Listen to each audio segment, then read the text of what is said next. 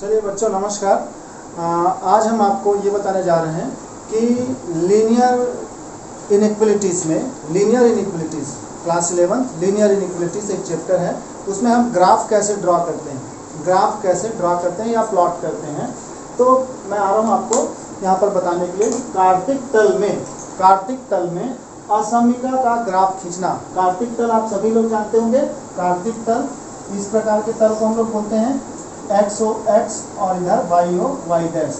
इस प्रकार को हम लोग कार्तिक तल कहते हैं। इसमें किसी ग्राफ को कैसे प्लॉटिंग किया जाता है। मान लीजिए आपके पास कोई असमिका दी गई है जो दो चर में दी गई है, ax plus by is less than and equal to c।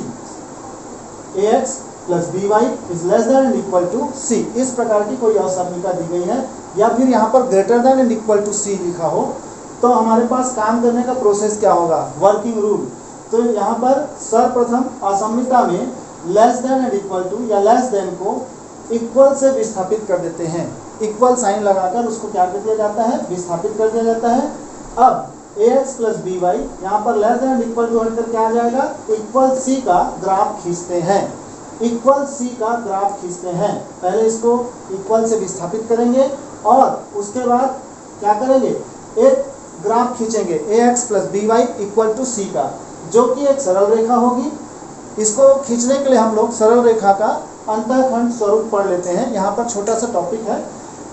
किसी भी अंतःखंड रेखा का जो स्वरूप होता है वो x upon a plus y upon b is equal to 1 होता है। तो इस प्रकार का जो समीकरण दिया जाएगा उसे पहले आप बराबर की उस तरफ 1 कर दीजिए। 1 करने के लिए आपको दोनों साइड c से डिवाइड करना पड़ेगा, ठीक है। और यह a जो होगा ये a इस रूप में आ जाएगा। इस रूप में आने के बाद a जो है x अक्ष पर काटा गया अंतःखंड होगा और b जो होगा वो y अक्ष पर काटा गया अंतःखंड होगा। किसी भी रेखाखंड को ट्रेस करने के लिए दो बिंदुओं की जरूरत होगी। तो हमने ऐसा बोला कि अगर हम इसको काट दिए तो यहाँ पर ये a हो गया और ये b हो गया, तो इस बिंदु का कोऑर्डिनेट हो जाएगा a0 और इस बिंदु का कोऑर्डिनेट हो जाएगा 0b। तो दो बिंदुओं से होकर जाने वाली हम रेखा का समीकरण तुरंत ही ड्रा कर लेंगे। तुरंत बहुत जल्दी ड्रा करने के लिए हम अंतःखंड स्वरूप का उपयोग करते हैं।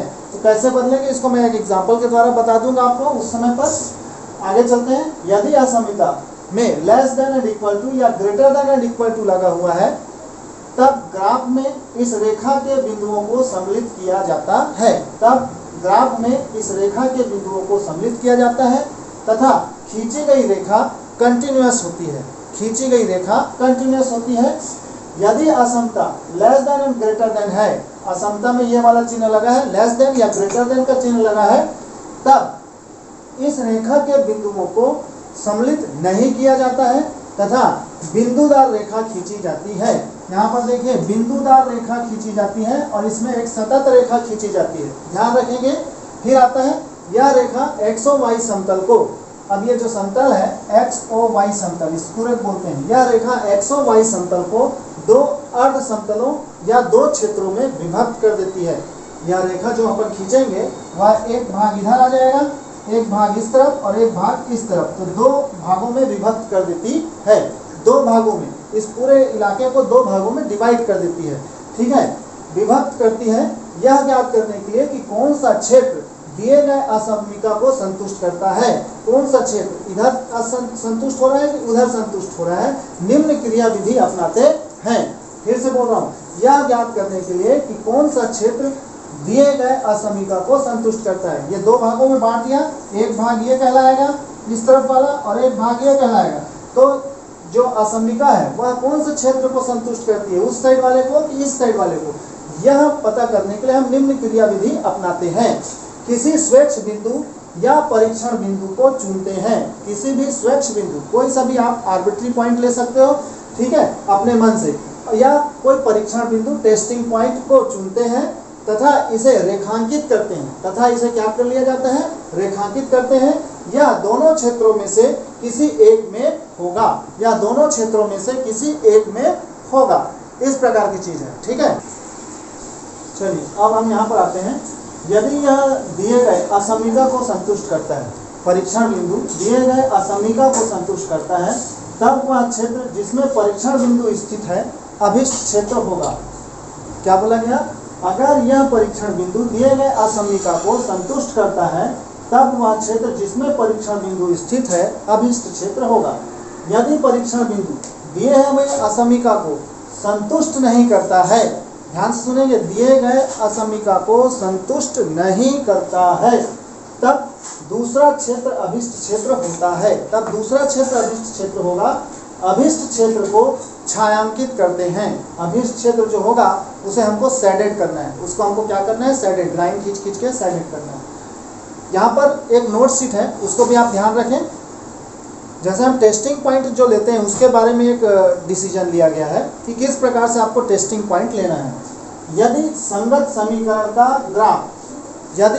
समीकरण का ग्राफ मूल बिंदु से नहीं गुजरता है, ध्यान से सुनेंगे, यदि संगत समीकरण का ग्राफ मूल बिंदु से नहीं गुजरता है तो मूल बिंदु 0, 0 परीक्षण बिंदु के लिए सर्वाधिक उपयुक्त बिंदु होता है। सर्वाधिक उपयुक्त बिंदु होता है। कौन सा बिंदु?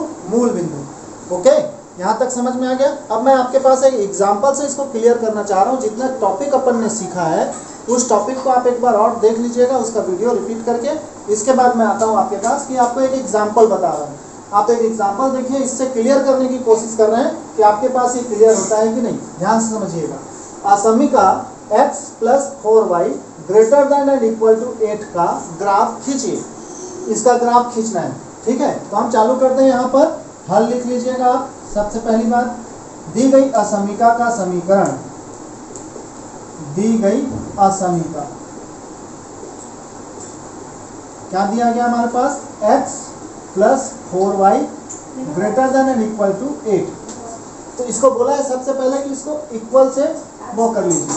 तो ये हो जाएगा x + 4y = 8। इक्वल से इसको क्या कर लेंगे आप?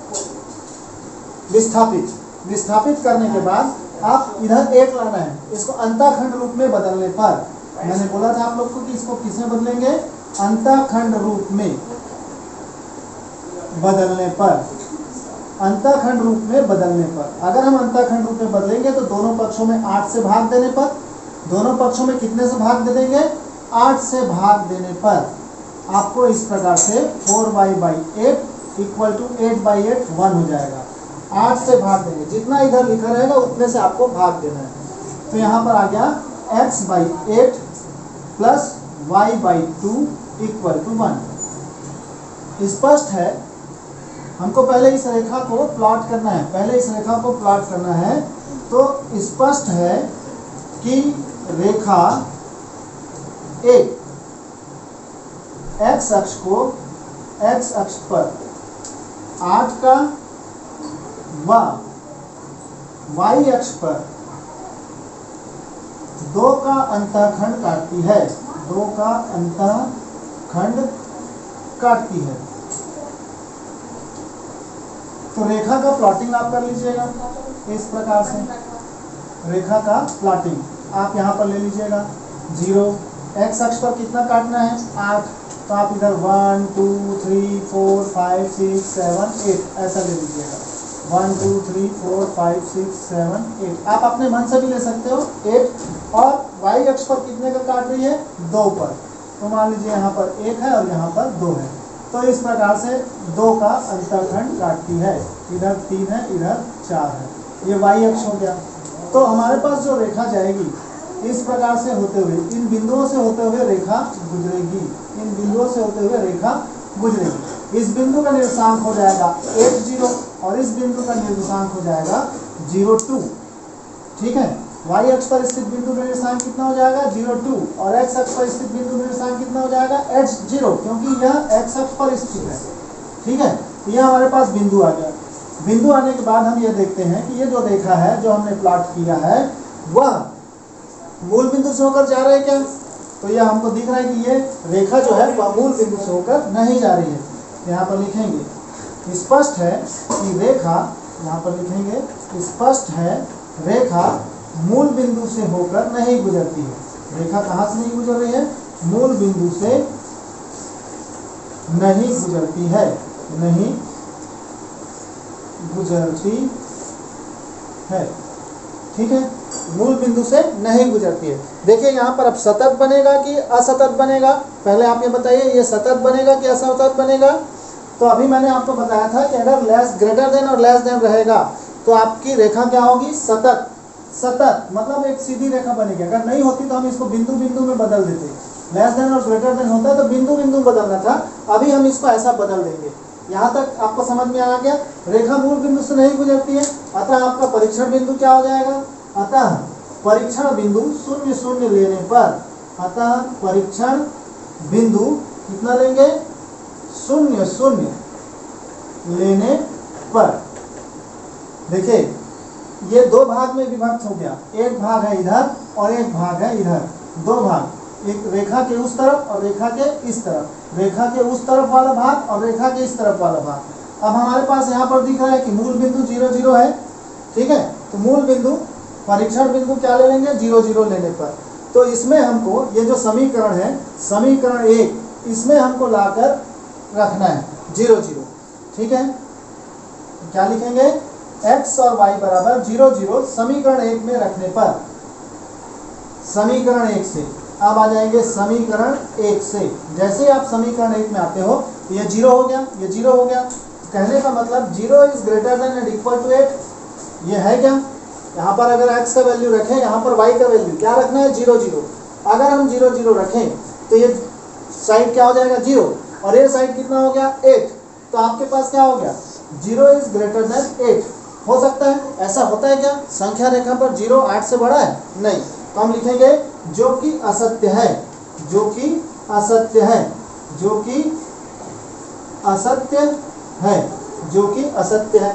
अतः मूल बिंदु असत्य है, ठीक है, मूल बिंदु, अतः हमारा ये जो है जो कि असत्य है हमने लिखा, तो इस साइड हमारा संगत क्षेत्र नहीं होगा। संगत क्षेत्र किस तरफ वाला होगा, उस तरफ वाला, क्योंकि इसके अपोजिट जाना है। तो इसको हमको क्या करना रहेगा, शेडेड।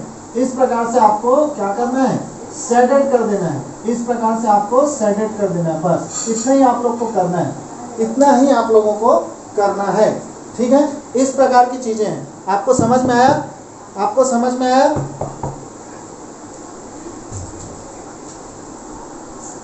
चलिए यहाँ पर अब हम आपके सामने एक और प्रश्न ला रहे हैं ताकि आपको स्थिति क्लियर हो जाए कि प्रश्न को हमको कैसे सॉल्व करना है। तो यहाँ पर हमने लिया असमीकरण 3x धन 4y less than and equal to 12 को आलेखी विधि से हल कीजिए। इसको किस विधि से हल करना है, आलेखी विधि से। ये एक लीनियर इनइक्वेशन है। तो जब हम इसको हल करने आते हैं तो आपको सबसे पहले लिखना है दी गई असमीका, दी गई असमीका, दी गई असमीका क्या है हमारे पास, यह है 3x धन 4y less than and equal to है, मतलब सतत ग्राफ होगा, ठीक है।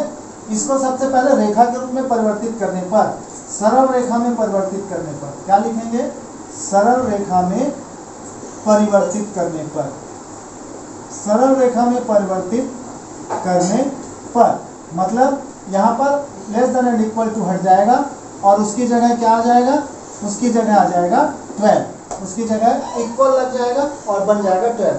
अब इसको अंतःखंड रूप में बदलेंगे तो दोनों पक्षों को 12 से भाग देने पर, दोनों पक्षों को आपको 12 से भाग देना है। तो यहाँ पर आ गया 12 plus 4y upon 12 equal to 1।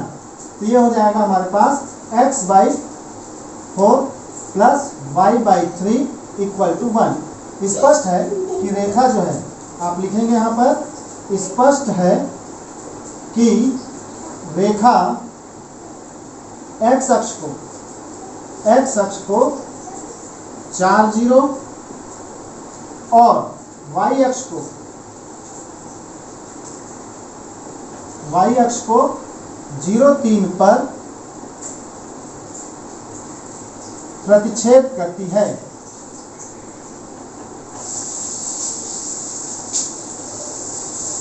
तो आप यहाँ पर ग्राफ बनाएंगे उसका, इस प्रकार से आप ऐसे छोटा सा एक मैं बना देता हूँ आप लोगों के लिए। x अक्ष को कहाँ पर, 4 0 पर, तो यहाँ पर कोई भी पॉइंट ले लीजिएगा आप 4 0 और इस तरफ आप ले लीजिएगा 0 3, ठीक है। इस प्रकार से एक रेखा है वो जाएगी। क्योंकि ये यहाँ पर लेस देन इक्वल टू लगा है इसलिए यह सतत रेखा होगी, बिंदुदार नहीं होगी, सतत रेखा होगी। अब इसके दो भाग हो गए, एक इधर और एक इधर। एक भाग इधर है, एक भाग इधर है। तो अब हमको क्या लेना रहेगा, टेस्टिंग पॉइंट लेंगे अब अपन। ठीक है, टेस्टिंग पॉइंट क्या होगा, रेखा मूल बिंदु से नहीं गुजरती है। स्पष्ट है कि रेखा मूल बिंदु से नहीं गुजरती है। यहाँ पर आपको दिख रहा है, स्पष्ट है कि रेखा मूल बिंदु से नहीं जाती है, मूल बिंदु से नहीं गुजरती है, नहीं गुजरती है। अतः परीक्षण बिंदु 0 0 लेने पर, परीक्षण बिंदु क्या ले लेंगे अपन, 0 0 मूल बिंदु लेने पर, परीक्षण बिंदु 0 0 मूल बिंदु लेने पर, मूल बिंदु लेने पर आप ले लीजिएगा। और आपको इसमें नंबर 1 में 0 0 रखना है। इसमें क्या रखना है, 0 0। तो 3 × 0 plus 4 × 0 less than equal to 12। तो 0 is less than equal to 12 है कि नहीं है। तो यह सत्य है। शून्य छोटा होता है 12 से, जो कि सत्य है, जो कि सत्य है, सत्य है। मतलब अब सुसंगत क्षेत्र उधर होगा कि इधर होगा, तो सुसंगत क्षेत्र जिधर 0 0 है उस तरफ होगा, उस तरफ हमको सेलेक्ट करना रहेगा। अगर सत्य है तो उस साइड सेलेक्ट करेंगे, जिधर हमारा टेस्टिंग पॉइंट होगा, जिधर हमारा टेस्टिंग पॉइंट होगा उस तरफ हमको क्या करना है, सेलेक्ट करना है। ये सेलेक्ट का ही खेल है, हमको सीखना है कि सेलेक्ट किस तरफ करना है, इस तरफ सेलेक्ट होगा कि उस तरफ सेलेक्ट होगा। अगर असत्य होगा तो अपोजिट डायरेक्शन में सेलेक्ट होगा, और अगर सत्य होगा तो जिधर 0 0 है उधर हमको सेलेक्ट करना रहता है। ओके, अब हम आते हैं आपके सामने एक नया टॉपिक लेकर फिर से इसी में। इसमें आता है रैखिक असमीका निकाय। रैखिक असमीका निकाय का हल हम आलेखी विधि से कैसे करते हैं। रैखिक असमीका निकाय, असमीका निकाय मतलब अब दो या दो से अधिक असमीकाएं दी गई होंगी, 2 या अधिक रैखिक असमीकाओं के समूह को रैखिक असमीका निकाय कहते हैं। रैखिक असमीका निकाय कहते हैं। असमीका निकाय का हल प्राप्त करने के लिए प्रत्येक असमीका का लेखा चित्र खींचते हैं। सबसे पहले अगर हमको रैखिक असमीका निकाय का हल निकालना है तो दोनों जितने भी रैखिक हमको दिए जाएंगे, रैखिक असमीकाएं दी जाएंगी, 3 दी हैं, 4 दी हैं, तो सभी का हमको क्या करना है, लेखा चित्र खींचना है, मतलब ग्राफ बनाना है। ठीक है, निकाय के सभी असमीकाओं को संतुष्ट करने वाला क्षेत्र उनके द्वारा निरूपित अर्धतलों का उभयनिष्ठ क्षेत्र होता है। इसको ध्यान से सुनेंगे। ये जो है असमीका निकाय के सभी असमीकाओं को संतुष्ट करने वाला क्षेत्र उनके द्वारा निरूपित अर्धतलों का उभयनिष्ठ क्षेत्र होता है, कॉमन एरिया होता है। उसे निकाय का हल कहते हैं, उसे निकाय का हल कहते हैं। इसके बाद आता है सुसंगत क्षेत्र, फेसिबल रीजन। फेसिबल रीजन क्या होता है, असमीकाओं को संतुष्ट करने वाला क्षेत्र सुसंगत क्षेत्र कहलाता है, क्योंकि उस क्षेत्र में स्थित प्रत्येक बिंदु असमीका निकाय का सुसंगत हल होता है। ओके, यहाँ पर आपके समक्ष एक नया उदाहरण लेकर आते हैं। जैसे हमारे पास एक असमीका निकाय को आलेखी विधि से कैसे हल किया जाता है। निम्न असमीका निकाय को आलेखी विधि से हल कीजिए। हमारे पास 2 असमीकाएं दी गई है, यहाँ पर 2 से ज्यादा भी दी जा सकती हैं, यहाँ पर 2 है।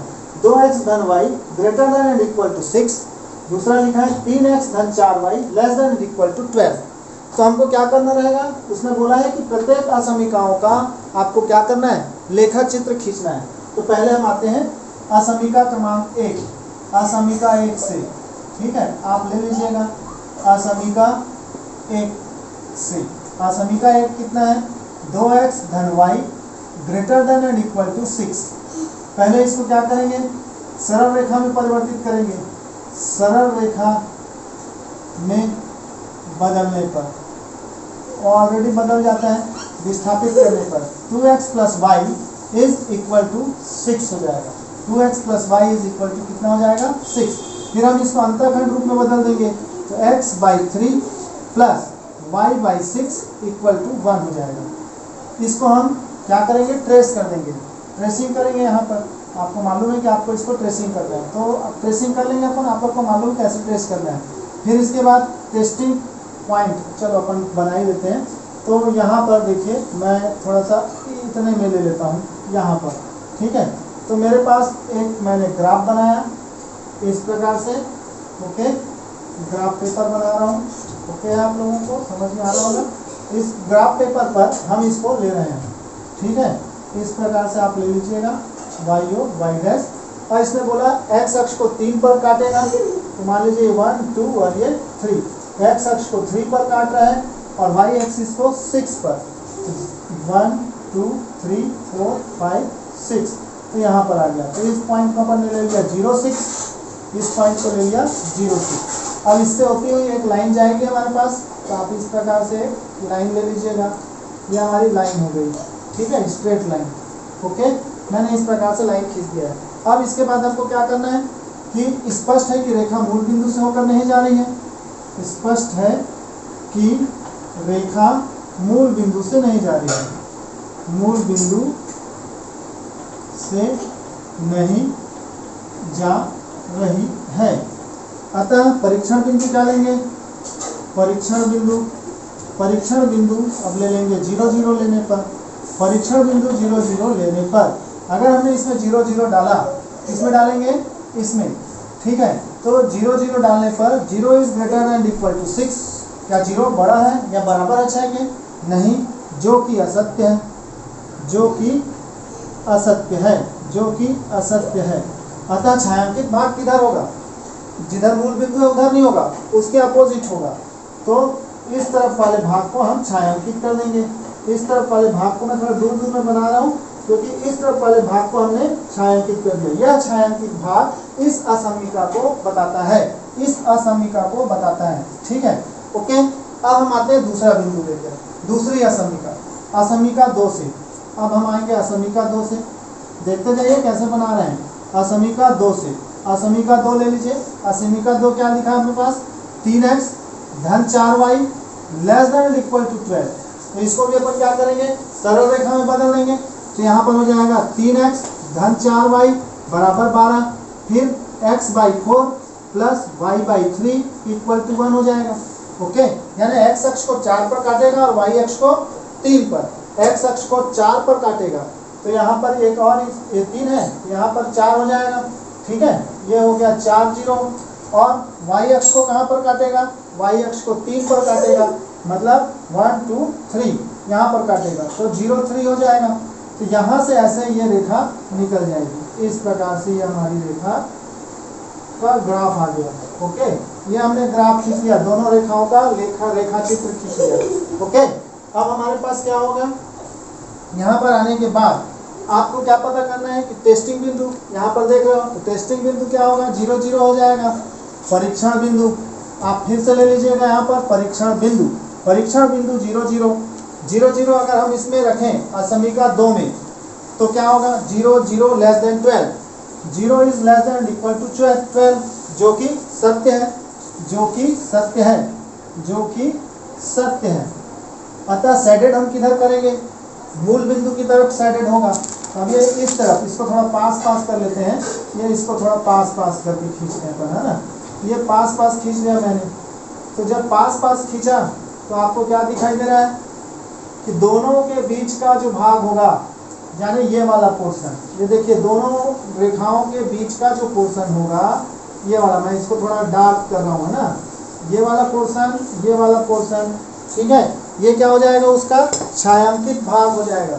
ये देखिए यहाँ से इतना इसमें आया, ये वाला इसमें भी ओवरलैप हो गया, ठीक है, यहाँ पर दोनों ओवरलैप हुए हैं, दोनों ओवरलैप हो गए हैं, ये वाला पोर्शन दिखाई दे रहा है आप लोग को, तो जो कि सत्य है। अतः छायांकित भाग जो होगा वह इस पोर्शन को दर्शाएगा, वो इस पोर्शन को दर्शाएगा, और दोनों का जो हल होगा, फिर से समझिएगा यहाँ पर ध्यान से, छायांकित क्षेत्र मूल बिंदु की ओर होगा, और यहाँ पर ये जो शेडेड पोर्शन है, ये ब्लैक कलर का, यही क्या होगा, उभयनिष्ठ क्षेत्र होगा, यही उभयनिष्ठ क्षेत्र होगा, और यही असमिका निकाय का हल होगा। ये उभयनिष्ठ क्षेत्र ही असमिका निकाय का हल होता है, ओके।